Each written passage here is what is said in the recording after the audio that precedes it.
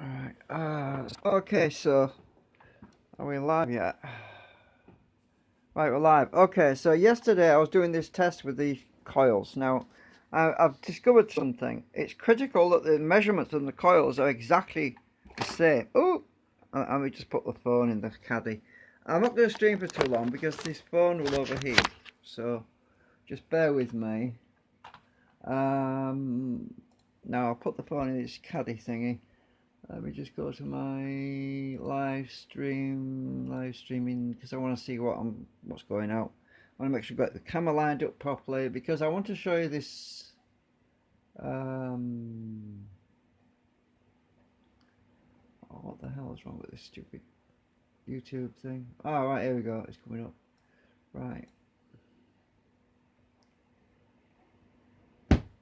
Right, let me get the camera lined up. I want to back this out a bit because now I've just got, remember these coils I wound up a few years ago? These are the same windings. There's 310 turns, 28 SWG wire on these particular ones, and I've wired these, as you can see, in series and short circuited. Right, so I've got a few of these, right, and so I'll put this on the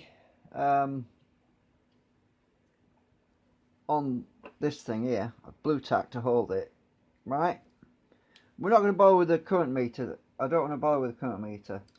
Right, now let me just get the, I want to be quick because this phone overheats. It gets too hot and then it starts cutting out. It was, you probably noticed in the other stream, it was breaking up and cutting out really badly, and that's because it was not this phone, the phone that you're watching me on was getting really hot and the battery was running down. So let me just get the stopwatch. I should have prepared all this before I started. Come on, unlock. I want the stopwatch. Oh, I've still got settings from yesterday. Right, so now this is already shorted, okay? So what I'm going to do is I have to start this first because I have to, it's the timing between me getting this thing started. So I'll start the stopwatch. Look at that weight on the weight. Oh, I don't know if you can see it. Hang on. Right, just let's see if you can see the weight on here. These are just two coils from oh, I've got to stop it. Right, I'm watching a delay, so I haven't got many cams, so I can't look at a preview. So I'm looking at the preview. Right, the weight on this coil, the drag on these two coils is enormous. It's absolutely massive. So I'm hoping that you can actually see it now. Is it lined up properly? I don't think so. We need to tilt it down more. Right, what's the weight?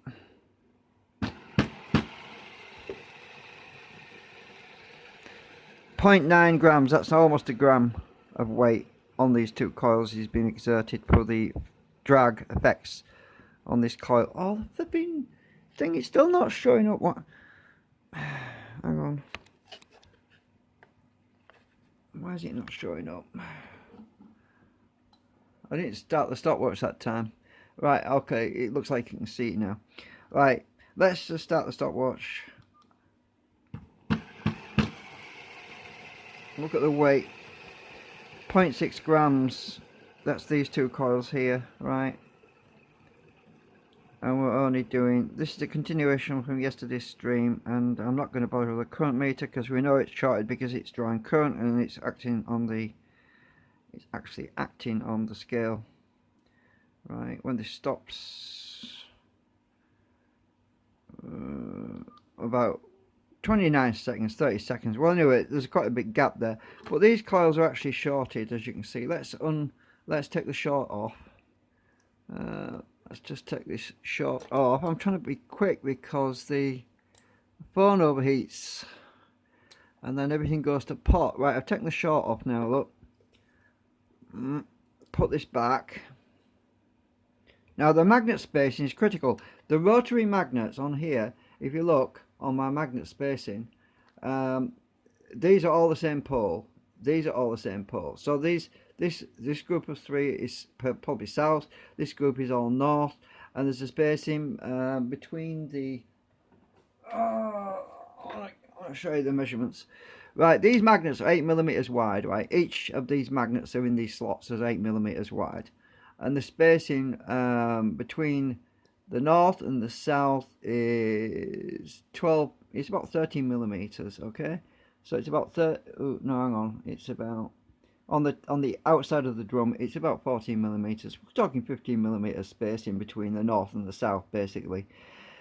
So, and these are 8mm wide, 8mm wide magnets, and the actual spacing between each magnet is about 2mm. So there's a 2mm gap, basically. Oop, and these are all one pole on this side, and the span, total span of those particular poles is 25, about 26mm. So the total span of those magnets is 26mm. It's very important because those measurements are critical. Otherwise it just don't work. And I'll show you what I mean with my other coil. Now we've open circuit these coils now. I'll reset that. I'm trying to hurry up. Now we're open circuit, start the stopwatch. Start this. Right. Oh, I've knocked the weight. Ah, hang on a minute. Just a minute. Reset. Just a minute. Let's start again. Stop. Stop. Oh, stop. Oh, reset. Right. Start. Now look, no change on the scale at all. The scale's not changing because the coil's open circuit. Now the coils that I was testing yesterday are here. We're still watching the test. So I'm just showing you the coils I was doing yesterday in the test are here, and the spacing is exactly matching the magnets on the rotor system on no change on there anyway. But these coils are basically full width of the coils is 30mm. 30mm for the total width of all 3 coils.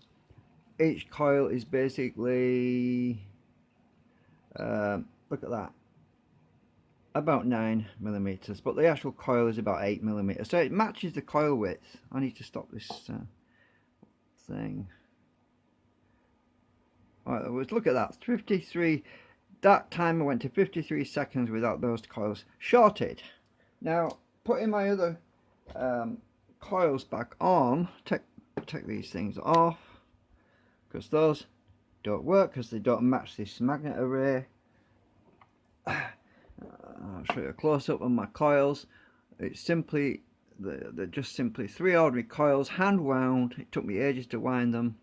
Well, not so bad with this because it's 28 SWG wire, but the new ones are taking a lot longer because it's using 30 SWG, so it's a lot thinner. Right, this is open circuit. Now I'm going to short this out. We know what'll happen if I run it with the open circuit. There won't be any drag because there never is. So we're just going to short that out. I'm trying to be quick because the flipping phone will overheat. Right, stick it on the. Oh, we have to put it on here. Reset the scale. Come on, reset. Right, reset the scale. Reset the phone. Start. Oops. Oh, I've knocked the scale. Hang on. Full start. The scale got messed up, I think. Yeah, I messed up the scale. Hang on a minute. Restart. Stop. Just a minute. Reset. These magnets, if they get too close to the scale, interfere with the scale. So I need to move the coil a bit further forward. Right. Otherwise, this magnet interferes with the scale. That's another thing to mention.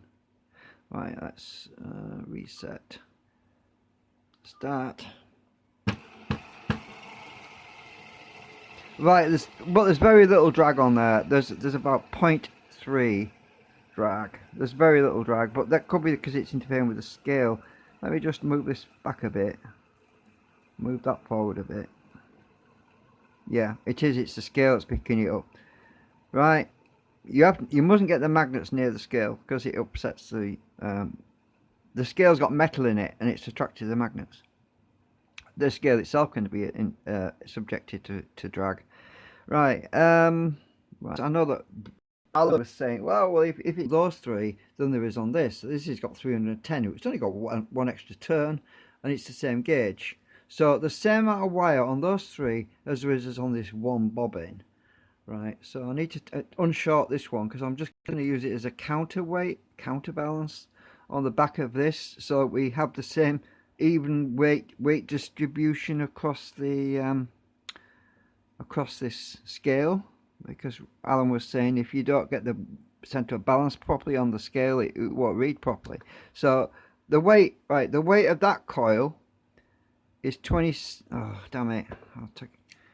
Weight of that coil is 70.7 grams. That's minus, actually. I went on minus.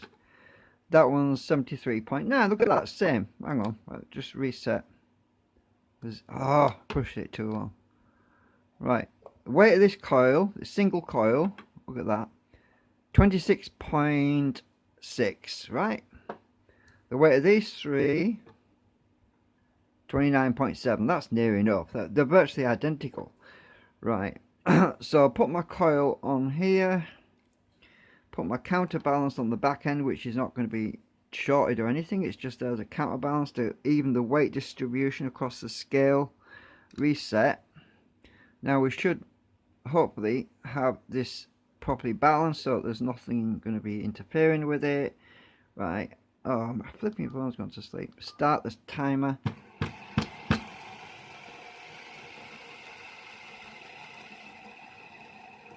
Oh, we have some drag. Why is that? We shouldn't have any drag unless I mess some up. But it's not dropping, look, it's the same. Constant. The other one was it went right up and it was slowly coming down. This one's not the same. It might be the scale that's been affected by the magnets. I think it is. I think it is. Let me just back this a bit more. Let's just put this on the edge of there. I don't want the magnets the magnetism interacting directly with the scales because it does mess it up. Right, I'm just trying to get it right. Oh, I forgot to stop it. Redo the test. Start. Oops. Oh, just a minute, is it that? Oh, right. Yeah, there is a small amount of interaction on the coils. Small amount.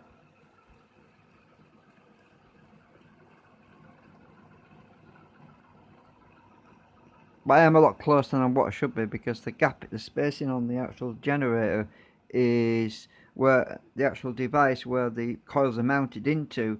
The minimum gap, that is how the minimum that I can get them together is going to be 15. It's going to be about 12 to 15 millimeters. I'm actually closer than that. So let's see, that's 10. I'm actually too close. Should be about there. If you look at the previous video, I've got to stop this again. That's the proper gap because that's the distance on my generator between the outside drum, which is the shield that protects the drum that's spinning inside from if that shatters, it's to prevent anything from flying out. So there's a great big thick drum that goes around the rotary drum. Then there's the holder that holds everything in place. So the magnets are actually set that far back from the coils anyway. So let's do this test again because I was too close anyway. Because the spacing is everything. Everything is in the spacing, and the spacing of the magnets, the getting the right distance from the magnets, because this flux field extends a long way, as you can see from this magnetic gauge that I made. You can see how far it extends. There's a lot of flux there, right? So these coils are saturated in flux. Right, start timer. But with the right gap, the right spacing, we have no interaction on the scale.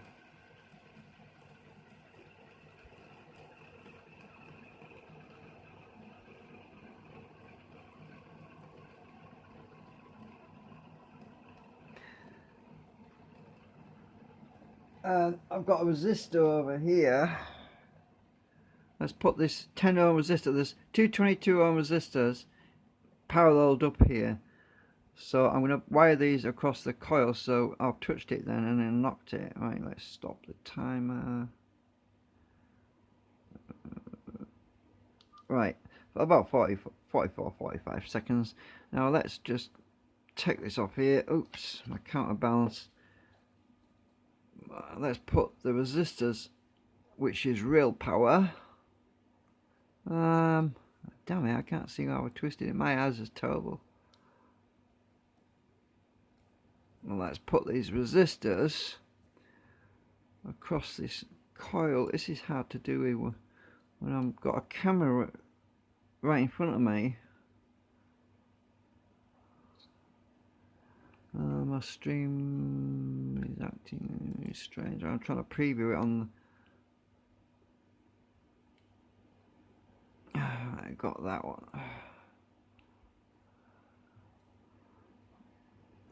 These resistors are really awkward to twist wires around. Where's my tweezers gone? Where's my tweezers gone? Flipping heck. Oh, there they are. They're stuck to the flipping magnets. Right.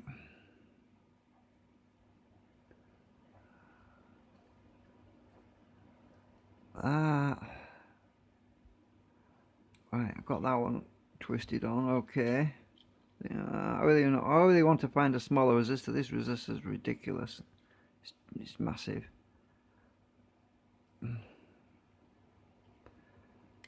Right. So we do the real power resistive test, which is 10 ohm. Right. So I've got the resistors attached. We have to reset the weight. 0. Oh, come on, 0. Right. Okay, that's zeroed. Reset the timer. Start, and then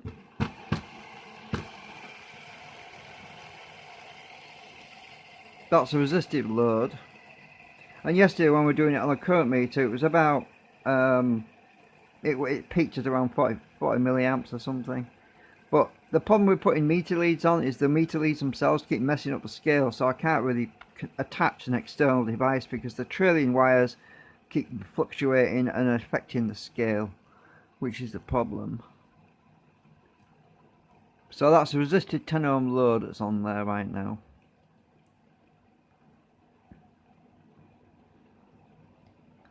And it's coming to a halt now.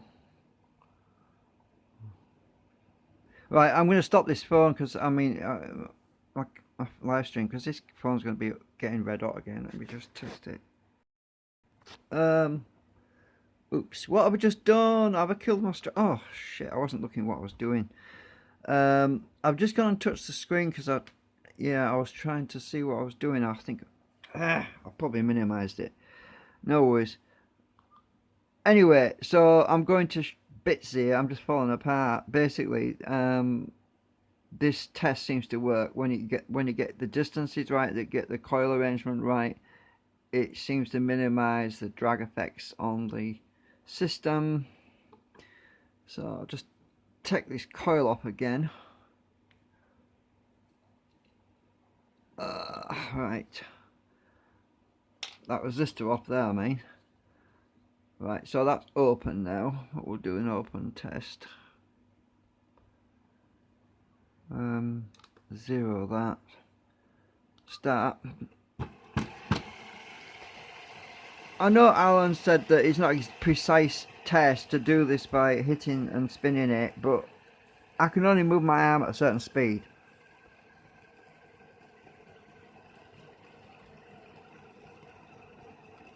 And I'm hitting it the same way every time. I did repetitive tests yesterday and they were all consistent with each other. You know, when I was doing the open tests, the seconds were coming out about the same when I did the open circuit tests. And there's a big difference between when there's a loading factor on these coils to when there's no loading factor.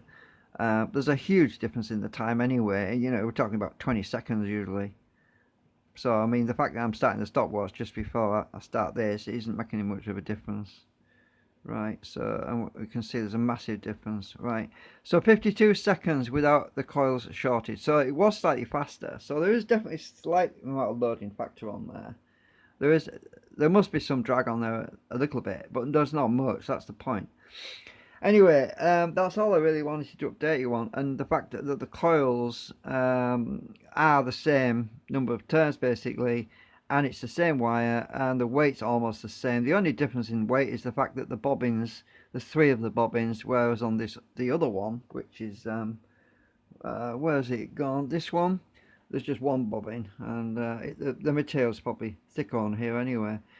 These plastic bobbins which I did here, they're a lot thicker than these little thin things, you can see. And there's no core material, and they're completely clear, the air cord.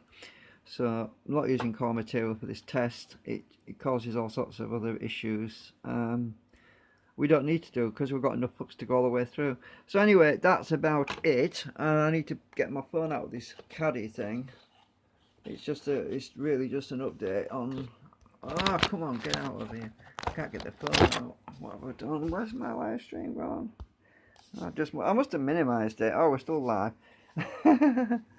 Anyway, so yeah, I'm in the process of hand winding another bobbin at the moment, as you can see. I've done 2 more here, right? These are 2 more I've just wound. And what I usually do is I use that plumber's tape as a contrast between the layers, so that when I wind the next, because it's so thin and it doesn't use up much space, it's better than normally masking tape, because this plumber's tape is so thin. And then I super glue the layers when I've done a row. Then I put the plumber's tape on, and then when I've done, basically it's 4 rows of 30 SWG wire. I haven't counted the turns. I didn't see much point, because I don't really know what turns I would need anyway. So I'm just basically just doing 4 rows of 30 SWG wire in this bobbin, and just like the other 2. And what I usually do is weigh them as well, so I know that I've got the same amount of material on there. So let's just check the scale. Let's just see what they weigh, because they should be the same. 8.2 grams. 8.2 grams, look at that. 2 bobbins, precisely the same amount of wire. Look at that, 8.2 grams, look. Let me just swap them over. Put that one over there, this one over here. Look at that, precise, because I wound them by hand. So they're both 8.2 grams. All of the coils that I'm winding, if they come out at that weight, I know they were bang on, all matched and balanced, which is what I want. So I'm doing the 3rd coil, because the other set of coils are actually in situ in there right now, behind this. Yeah, you can see them actually in situ there. So I need another set to put in here to do a comparison, because they're wired in series. All of these are in series with each other, and then they're in series with the bank next door, basically, so that we get enough voltage to actually do some work and do some tests and things like that. So anyway, that's it for now.